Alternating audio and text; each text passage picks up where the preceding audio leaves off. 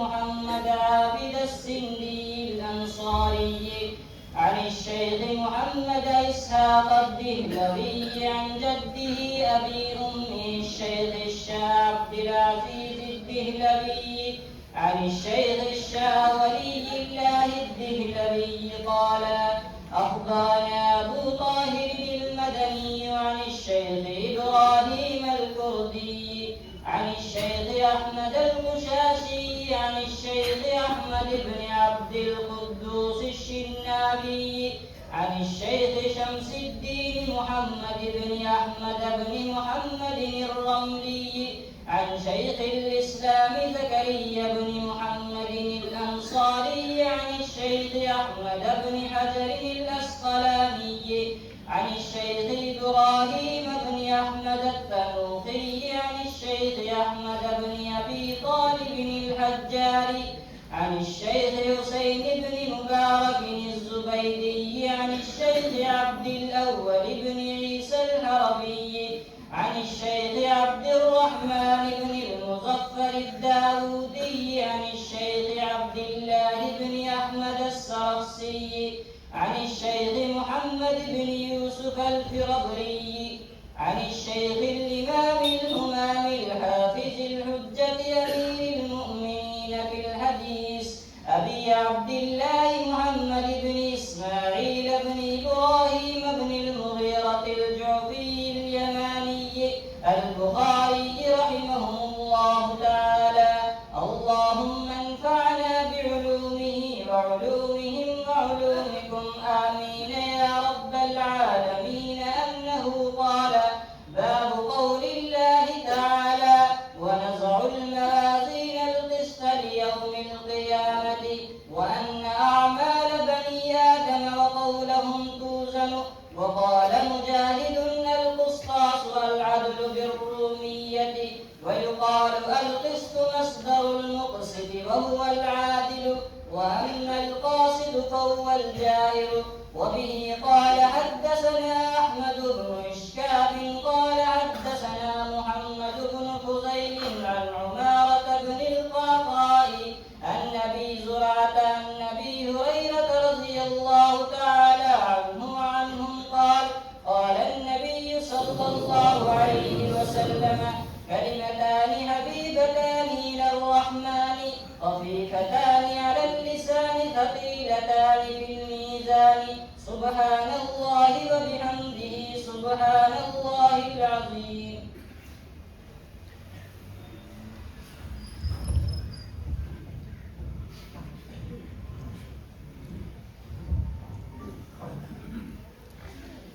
السلام عليكم ورحمة الله وبركاته.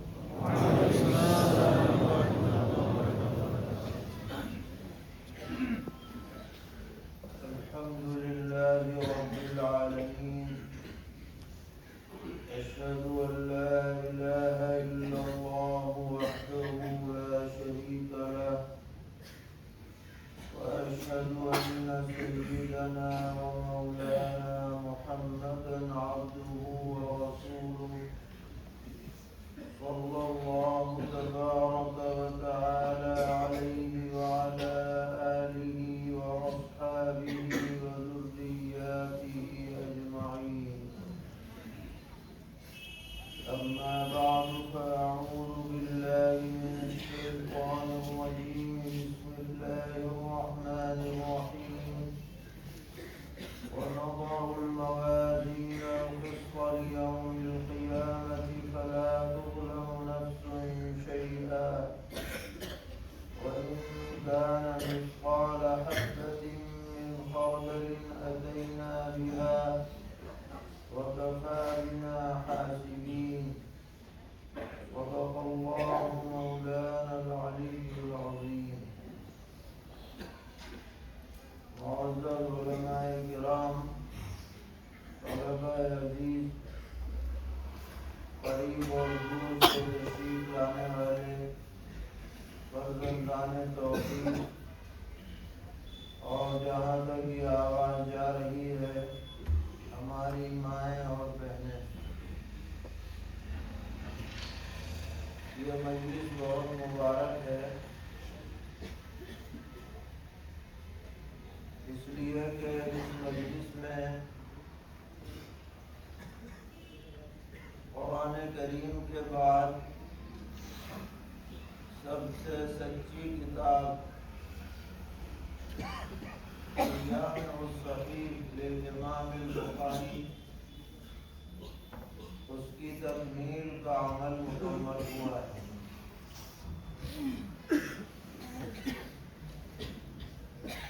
اللہ تعالیٰ نے جس کتاب کو بے مثال قبولیت عطا فرمائی ہے،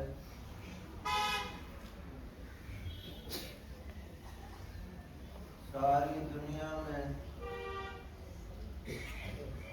یہ پڑھی پڑھائی جاتی ہے، اور جب تک اس کتاب کو آدمی نہ پڑھ لے اسے عالم ہی نہیں سمجھا جاتا۔ اگر کوئی شخص تمام کتابوں کو پڑھ ڈالے مگر بخاری شریف نہ پڑھے تو اسے ہمارے ملک میں عالم نہیں سمجھا جاتا، چاہے کتنے ہی ذہین و فطین کیوں نہ ہو۔ اللہ تعالیٰ نے اس کتاب کو یہ قبولیت عطا فرمائی، اور یہ قبولیت کیوں حاصل ہوئی؟ اس لیے کہ حضرت امام بخاری رحمۃ اللہ علیہ نے اللہ تعالیٰ کی رضا کے لیے اور دین صحیح کے تحفظ کے مقصد سے یہ کتاب جمع فرمائی، اور جب نیت اچھی ہوتی ہے تو اللہ تعالیٰ اس کا ثمرہ بھی اچھا ظاہر فرماتے ہیں۔ حضرت امام بخاری رحمۃ اللہ علیہ نے خواب دیکھا تھا بچپن میں کہ نبی اکرم صلی اللہ علیہ وسلم تشریف فرما ہے اور آپ ان کو پنکھا جل رہے ہیں، جیسے کوئی آدمی پنکھا جلتا ہے کہ کوئی مکھی وغیرہ نہ بیٹھ جائے اس لیے۔ تو علماء سے پوچھا کہ اس کی کیا تعبیر ہوگی، تو معبرین نے تعبیر بتلائی کہ اللہ تعالیٰ آپ سے صحیح اور غلط احادیث میں امتیاز کا کام لیں گے، یعنی جو روایات آپ کی طرف غلط منسوب ہو کر دنیا میں جاری کر دی جائیں گی، اللہ تعالیٰ آپ کو توفیق دیں گے کہ آپ غلط تو غلط کہیں، صحیح تو صحیح کہیں۔ چنانچہ اللہ تعالیٰ نے آپ کو توفیق عطا فرمائی۔ 6 لاکھ حدیثوں میں سے یہ ایسی احادیث منتخب فرمائی جو 100% حضرت کی نظر میں صحیح تھیں۔ 16 سال میں یہ کتاب لکھی گئی، اور اس کا مسودہ ریاض الجنہ میں بیٹھ کر تیار کیا، اور مکہ معظمہ میں رہ کر حرم شریف میں تیار کیا، اور ہر روایت کو اس میں لکھنے سے پہلے استخارہ فرمایا، جب دل مطمئن ہو گیا تو روایت اس میں درج۔ تو اللہ تعالیٰ نے ان کی یہ محنت قبول فرمائی، اور ہمارے اوپر یہ فضل ہوا، کرم ہوا کہ اس نے ہمیں یہ کتاب پڑھنے پڑھانے کی توفیق عطا فرمائی۔ ابھی آپ روایت شروع کرنے سے پہلے سند سن رہے تھے آپ، یعنی یہاں سے لے کر اور نبی اکرم صلی اللہ تعالی علیہ وسلم تک ان روایات کا تسلسل ہے سند کا۔ فلاں نے فلاں سے سنا، فلاں نے فلاں سے سنا، فلاں نے فلاں سے سنا، تا آگے ہم تک یہ سلسلہ پہنچا۔ یہ بات ساری دنیا میں کسی بھی مذہب میں نہیں پائی جاتی کہ ان کے پاس سندوں کا ایسا تسلسل ہو جو اللہ تعالیٰ نے ہمیں عطا فرمایا ہے۔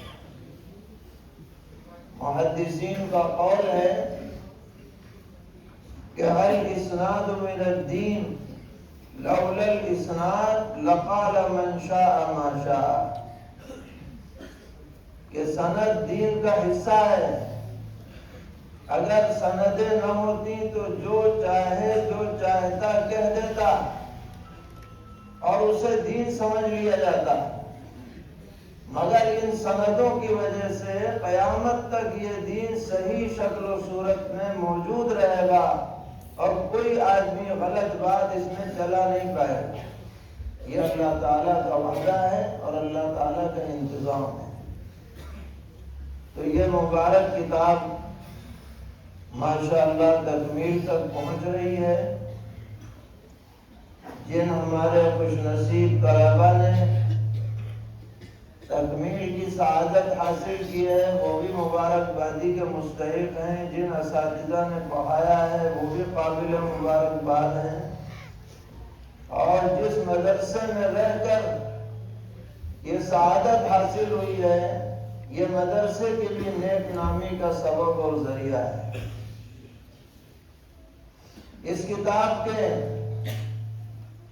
اخیر کے اندر حضرت امام بخاری رحمۃ اللہ علیہ نے جو بات متعین فرمایا وہ بہت ہی سبق آموز ہے۔ کوئی اور بات بھی آپ لا سکتے تھے، لیکن آپ نے پڑھنے والوں کو گویا درس عبرت دیا ہے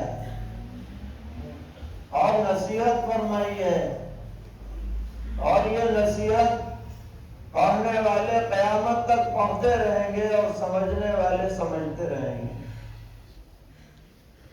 وہ نصیحت کیا ہے کہ ہم جو دنیا میں کام کر رہے ہیں، اعمال کر رہے ہیں، ہمیں یہ نہیں سمجھنا چاہیے کہ بس کرتے رہو، جو جی میں آئے کرو، مر جائیں گے ختم ہو جائیں گے تو کوئی مواخذہ نہیں ہوگا، اس غلط فہمی میں نہیں رہنا چاہیے، بلکہ اسلام کا یہ عقیدہ ہے کہ آدمی جب مر جاتا ہے تو بے شک اس کا بدن ختم ہو جاتا ہے، جسم ختم ہو جاتا ہے، لیکن روح باقی رہتی ہے، اور اس روح کو اللہ تعالیٰ قیامت کے دن نیا بدن عطا فرمائیں گے جو 60 ہاتھوں کا ہوگا، 60 ذراع، اور ہر آدمی کو وہ بدن ملے گا، چاہے اسے قبر میں رکھا گیا ہو، چاہے اسے جلا دیا گیا ہو، چاہے اسے مچھلیوں نے کھا لیا ہو، چاہے جنگل بیابان میں جانوروں نے اسے نمٹا دیا ہو، لیکن بہرحال قیامت کے دن اسے نیا بدن ملے گا، نئی زندگی ملے گی۔ حدیث میں ہے نبی اکرم صلی اللہ علیہ وسلم نے فرمایا کہ آدمی جب مر جاتا ہے تو اس کے ریڑھ کی ہڈی کے نیچے ایک دانہ ہے، بہت معمولی سا دانہ، وہ دنیا میں کہیں نہ کہیں محفوظ رہتا ہے۔ یوں سمجھیے کہ وہ انسان کی ماسٹر کاپی ہے، وہ ہر آدمی کی الگ ہے، ہم نہیں جانتے کہ وہ کہاں ہے۔ کروڑوں آدمی دنیا میں آ گئے اور کروڑوں چلے گئے، مگر ان کی جو وہ ماسٹر کی ہے وہ موجود ہے کہیں نہ کہیں۔ قیامت میں اللہ تعالیٰ اسی دانے سے دوبارہ انسان بنا دیں گے اور بڑا بنا دیں گے۔ آج تو 6 فٹ کا آدمی ہوتا ہے، 60 فٹ کا آدمی ہو جائے گا اور بنے گا۔ اس سے کوئی بچ نہیں سکتا. بڑے سے بڑا امیر کیوں نہ ہو، بڑے سے بڑا بادشاہ کیوں نہ ہو، یہ نہیں کہ ختم ہو گئے تو ختم ہو گئے، مٹی میں مل گئے تو مل گئے، بلکہ ضرور دوبارہ زندگی آنی ہے، ضرور آنی ہے. یہ اگر آدمی کا عقیدہ نہ ہو تو آدمی مومن نہیں ہو سکتا. قرآن پاک میں اللہ تعالیٰ نے فرمایا کہ وَنُفِخَ فِي الصُّورِ فَإِذَا هُمْ مِنَ الْأَجْدَاثِ إِلَىٰ رَبِّهِمْ يَنْسِلُونَ. دوسرا سور پھونکا جائے گا تو سب اپنی قبروں سے اپنے رب کی طرف نکل پڑیں گے، لاکھوں کی تعداد میں، کروڑوں کی تعداد میں. قالوا یا ویلنا من بعثنا من مرقدنا. کفار اور بد عمل کہیں گے کہ ہائے، ہمیں کس نے ہماری قبروں سے اٹھا دیا، ہم تو مر گئے تھے، اب یہ زندگی کیسی؟ ہم تو دنیا میں اس زندگی کا انکار کیا کرتے تھے، اب زندگی ہو گئی، دیکھ رہے ہیں زندہ ہے. اللہ تعالیٰ فرمائیں گے فرشتوں کے ذریعے هذا ما وعد الرحمن وصدق المرسلون. یہ ہے وہ دن جس کا رحمان نے دنیا میں وعدہ فرمایا تھا اور رسولوں نے جو کہا تھا سچ کہا تھا. اب دیکھ لو، جانا ضرور ہے اور جا کر کے پھر حساب بھی دینا پڑے گا. ایسا نہیں ہے کہ چلے جاؤ اور پھر اپنا جیسے چاہو رہو، بلکہ یہ دنیا کی زندگی 40 سال، 50 سال، 60 سال، 70 سال، ایک ایک سیکنڈ، ایک ایک منٹ نوٹ ہو رہا ہے اور اللہ تعالیٰ کے یہاں ریکارڈ اور ڈاٹا تیار ہو رہا ہے اور قیامت میں وہ سب سامنے آ جائے. اعمال نامے ہر آدمی کے ہاتھ میں پکڑا دیے جائیں گے. آدمی دیکھ لے گا کہ اس نے کیا کیا تھا اور کیا لے کر کے آیا ہے. اب پھر لوگوں کی 3 قسمیں ہو جائیں گی. بعض ایسے ایمان والے ہوں گے جنہوں نے کوئی برائی نہیں کی ہوگی، نیکی ہی نیکی کی ہوگی، اور اگر برائی کی بھی ہوگی تو توبہ کر لی ہوگی، صاف ستھرے ہو کے وہ قیامت میں پہنچے ہیں. تو اللہ تعالیٰ ایسے ایمان والوں سے کہہ دیں گے کہ چلے جاؤ سیدھے جنت میں، کوئی روک ٹوک نہیں، نہ حساب نہ کتاب، اللہ طول گرین چینل سے چلے جاؤ سیدھے، کوئی کسٹم نہیں، کچھ نہیں. اللہ تعالیٰ ہمیں بھی ان میں شامل فرمائے.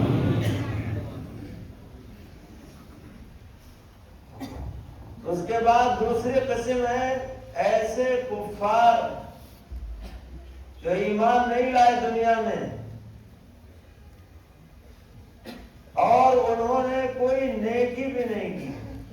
ایمان بھی نہیں لائے، نیکی بھی نہیں کی، بس برائی ہی برائی ہے ان کے پاس، نیکی کچھ ہے ہی نہیں کسی طرح کی بھی، نہ دان دلیا، نہ کوئی حسن اخلاق، نہ کچھ، صفر ہے. ایسے لوگوں کو سیدھے جہنم میں ڈال دیا جائے گا گھسیٹ کر. کہا جائے گا چلے جاؤ، تمہارا کوئی موقع نہیں ہے. اس کے بعد بچیں گے 2 طرح کے لوگ. ایسے ایمان والے جن کے پاس کچھ برائیاں بھی ہوں گی، گناہ بھی ہوں گے، اور ایسے کافر جن کی کچھ نیکیاں بھی ہوں گی. ان دونوں طبقوں کے لیے اللہ تعالیٰ ترازو قائم فرمائیں گے، تول ہوگی وہاں پر. اس تول کی کیا ضرورت پڑی؟ تاکہ مومن کے لیے جنت کا درجہ مقرر ہو. کون سی منزل پہ رہے گا؟ 100 درجے ہیں جنت کے. اب اس نے برائیاں کر رکھی ہیں تو اتنے ہی درجے گھٹتے چلے جائیں گے جتنی برائیاں ہوں گی. زیادہ برائیاں ہیں تو نیچے کا درجہ ملے گا، تھوڑی برائیاں ہیں تو اوپر کا درجہ ملے گا. یہ طے ہوگا اس میزان سے، درجہ طے ہوگا۔ اسی طرح جہنم کے درجات ہیں، کوئی خطرناک قسم کی جہنم ہے بہت زیادہ، کوئی اس سے کم ہے، کوئی اس سے کم ہے۔ کافروں میں ان کا درجہ طے ہوگا کہ یہ کس درجے میں رکھا جائے۔ اب سوال یہ پیدا ہوا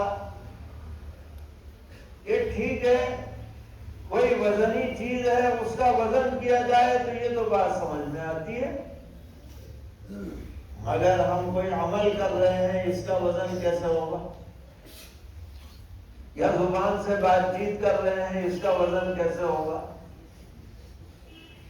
پہلے لوگوں کو یہ بات سمجھ میں نہیں آتی تھی کہ بھئی یہ تو چیزیں وزنی نہیں ہو سکتی، مگر آج کی تاریخ میں دنیا ترقی کر رہی ہے اور اب ایسی چیزوں کو بھی ناپا جانے لگا جو نظر نہیں آتی۔ بجلی کے یونٹ ناپ لیتے ہیں، ہوا ناپ لیتے ہیں، حرارت ناپ لیتے ہیں، تھرمامیٹر لگا کر حرارت نظر نہیں آتی مگر ناپی جاتی ہے، اندازہ کیا جاتا ہے۔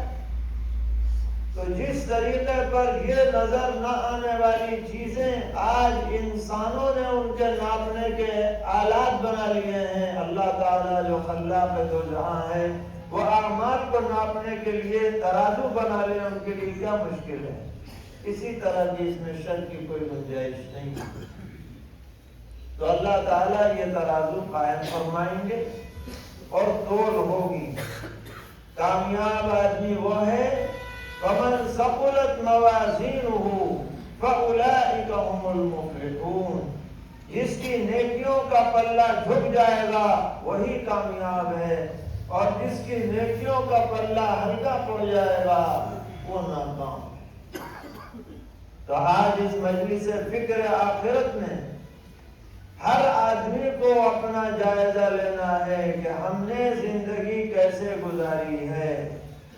آج اگر ہم دنیا سے چلے جائیں اور اللہ کے دربار میں ہماری حاضری ہو تو ہم خود فیصلہ کریں کہ ہم نے کیسے کام کر رکھے ہیں، کیا ہمارے اعمال وزنی ہیں یا ہمارے اعمال ہلکے ہیں۔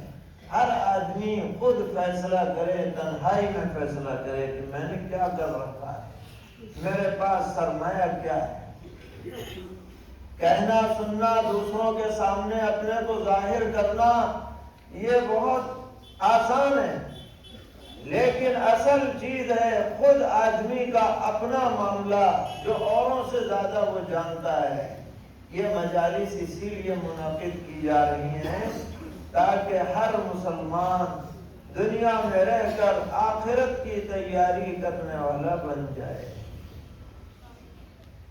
ہم یہ بات عرض کیا کرتے ہیں کہ اگر کوئی آدمی ایسا ہو جسے ساری دنیا اچھا کہتی ہو کہ تم بہت اچھے ہو، نیک ہو، دیندار ہو، عبادت گزار ہو، لیکن اس کے اندر کا معاملہ ٹھیک نہیں ہے، اس کی خفیہ زندگی اچھی نہیں ہے، وہ لوگوں سے چھپ کر کے اللہ کی ناراضگی والے کام کرتا ہے، تو یہ بتائیے کہ یہ لوگوں کا اچھا کہنا کیا اس کے کچھ کام آئے گا؟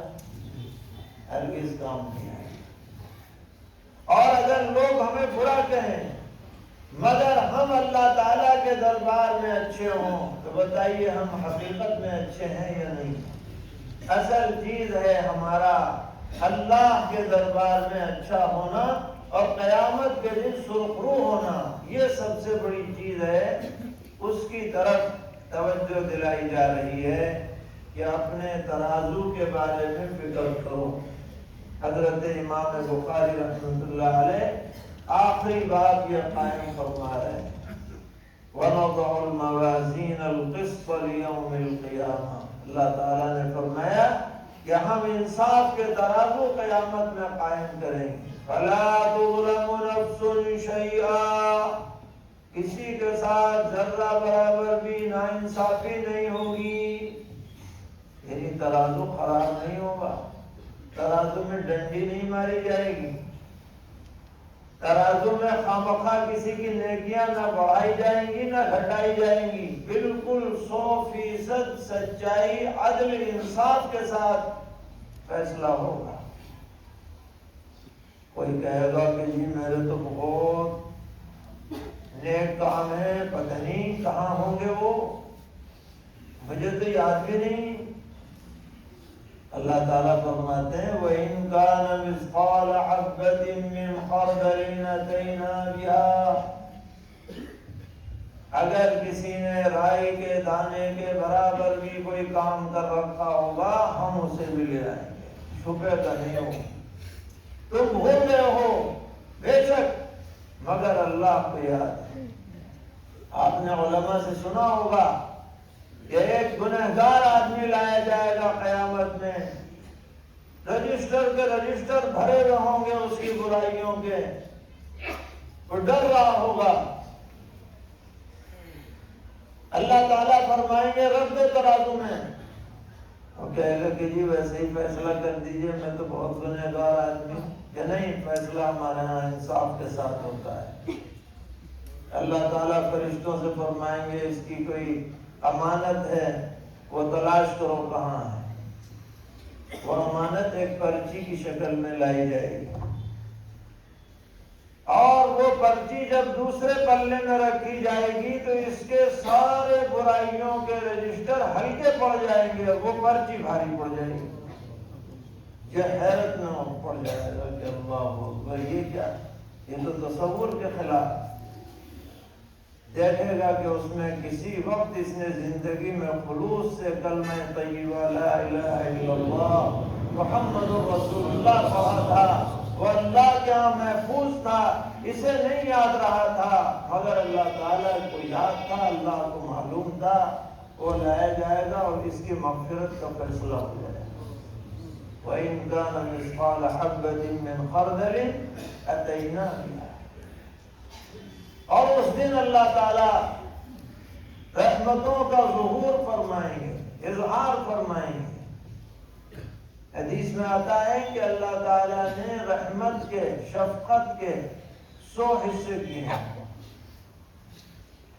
اور ان 100 حصوں میں سے ایک حصہ دنیا والوں کو دیا ہے، جس کی بدولت ماں اپنے بیٹے سے محبت کرتی ہے، بھائی بھائی سے محبت کرتا ہے، رشتہ دار سے محبت کرتے ہیں، حتیٰ کہ جانور اپنے بچوں سے محبت کرتے ہیں۔ یہ 100 حصوں میں سے ایک حصے کا اثر ہے۔ فرمایا 99 حصے اللہ تعالیٰ نے اپنے پاس رکھے ہیں، قیامت میں اپنے گنہگار بندوں کی بخشش کے لیے اس رحمت کا استعمال کیا جائے گا۔ تو وہ دن رحمت کا بھی ہوگا۔ مسلم شریف میں روایت ہے کہ ایک شخص آئے گا، بہت گنہگار ہوگا، اللہ تعالیٰ فرمائیں گے اس کے گناہ پیش کرو۔ وہ کہے گا کہ جی میں تو بہت گنہگار ہوں، ویسے ہی فیصلہ کر دیا جائے کہ نہیں، لاؤ پہلے بڑے بڑے چھوٹے چھوٹے گناہ پیش کرو پہلے، اور اس سے اقرار کراؤ کیا تھا تو نے۔ یہ بیچارہ ڈر رہا ہوگا کہ بھائی ابھی تو چھوٹے چھوٹے پیش ہو رہے ہیں، اب بڑوں بڑوں کا نمبر آئے گا تو بڑی رسوائی ہوگی مجمع میں، ڈر رہا ہوگا، کانپ رہا ہوگا دل میں، اور اقرار بھی کرنا پڑے گا کیونکہ وہاں تو سب ریکارڈ سچا ہے۔ اچانک اللہ تعالیٰ فرمائیں گے فرشتوں سے کہ اس کی سب برائیوں کے بدلے میں نیکی لکھ دو۔ تو یا تو یہ ڈر رہا تھا یا یہ اچھل پڑے گا اور کہے گا الہ العالمین ابھی تو بہت رجسٹر باقی ہے، سب نکلوا دو۔ جب بدلے میں نیکیاں لکھوائی جا رہی تو پیغمبر صاحب بھی مسکرائے جب یہ آپ نے بات ارشاد فرمائی، تو بڑی رحمت کا ظہور ہوگا۔ آج ہمیں اس دن کو یاد کرنا چاہیے، یاد رکھنا چاہیے، اس کی تیاری کرنی چاہیے، اسی لیے یہ مجلس منعقد کی گئی ہے۔ آج ہم یہاں سے یہ عزم کر کے جائیں کہ جو بھی ہم سے کوتاہیاں ہوئی ہیں ہم ان کی توبہ کریں گے، توبہ کا مطلب کیا؟ آئندہ نہ کرنے کا پختہ عزم، کرنے پر دل میں شرمندگی، اس کا نام ہے توبہ۔ یہ نہیں کہ زبان سے جی ہم نے توبہ کر لی، نہ کرنے کا عزم، کرنے پر شرمندگی۔ اللہ کو یہ توبہ بہت پسند ہے۔ بندہ اگر توبہ کرے تو اللہ کو وہ بندہ پہلے سے زیادہ پیارا ہو جاتا ہے جو گناہ کر کے توبہ کر لیتا ہے۔ تو ہم سب توبہ کریں گے انشاءاللہ، آئندہ نہ کرنے کا پختہ عزم کریں گے۔ قیامت کے دن ہم سرخ روح ہوں اس کے لیے ہمیشہ فکر مند رہیں گے، اور اپنے گھر والوں کا بھی یہی مزاج بنائیں گے کہ ان کی نظر صرف دنیا پہ نہ رہے، آخرت پر ہے۔ حضرت امام بخاری رحمۃ اللہ علیہ نے یہ آیت پیش فرمائی، اس کے بعد حدیث پیش فرمائی، اور اس حدیث سے ثابت ہوا کہ قول بھی تولا جائے گا، زبان سے نکلی ہوئی بات۔ چنانچہ روایت جو آخر میں آ رہی ہے، سیدنا حضرت ابو ہریرہ رضی اللہ تعالی عنہ فرماتے ہیں کہ نبی اکرم صلی اللہ تعالی علیہ وسلم نے ارشاد فرمایا، کلمتان حبیبتان الی الرحمن، دو بول رحمان کو بہت پسند ہے، یعنی جو ان کلمات کو پڑھے گا اللہ کو محبوب ہو جائے گا، پسندیدہ بن جائے گا۔ خفیفتان علی اللسان، زبان پر بڑے ہلکے ہیں، کوئی محنت نہیں، مشقت نہیں۔ ثقیلتان فی المیزان، اگر جب انہیں رکھا جائے گا ترازو میں تو بڑے بھاری ہوں گے۔ کیا ہے وہ؟ سبحان اللہ و بحمدہ سبحان اللہ العظیم، اللہ کی ذات ہر عیب سے پاک ہے اور میں اس کی حمد و ثنا کرتا ہوں۔ اللہ کی ذات ہر عیب سے منزہ ہے اور وہ عظیم ہے۔ یہ کلمات آدمی پڑھتا ہے تو اس کی نیکیوں میں اضافہ ہوتا ہے، اجر و ثواب میں اضافہ ہوتا ہے، ایسا بندہ اللہ کا محبوب بن جاتا ہے۔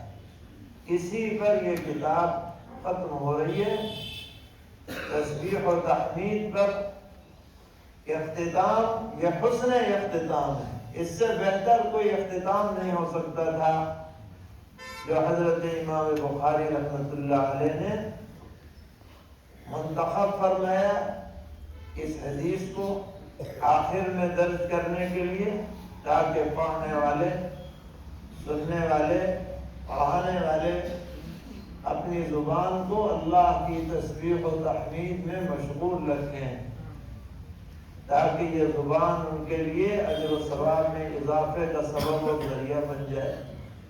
ہم لوگ بھی یہ ارادہ کریں کہ انشاءاللہ صبح شام سبحان اللہ، الحمدللہ، سبحان اللہ و بحمدہ سبحان اللہ العظیم، کم سے کم ایک ایک تسبیح ہم پڑھ لیا کریں، آپ اس کی برکتیں محسوس کریں، یعنی ابھی اعتبار سے بھی اور انشاءاللہ اخروی اعتبار سے بھی۔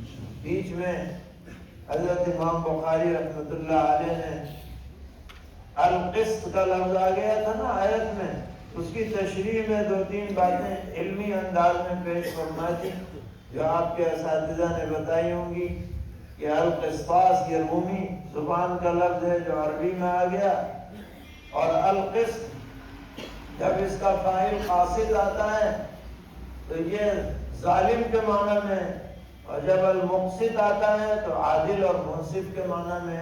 یہ عربی زبان کی خصوصیات میں سے اصل جو مقصود ہے حضرت امام بخاری رحمۃ اللہ علیہ کا، وہ آخرت کی طرف توجہ دلانا اور میزان عمل کو سچا صحیح ثابت کرنا، یہ اصل مقصد ہے۔ اللہ تعالی ہم سب کو دنیا اور آخرت میں عزت و عافیت سے سرفراز فرمائے، اور کسی کے شرور سے محفوظ رکھیں۔ جن ہمارے احباب نے تکمیل کی ہے اس کتاب کی، اللہ تعالیٰ اس کی برکات سے ان کو مالا مال فرمائے، دین کے لیے قبول فرمائے۔ اس مجمع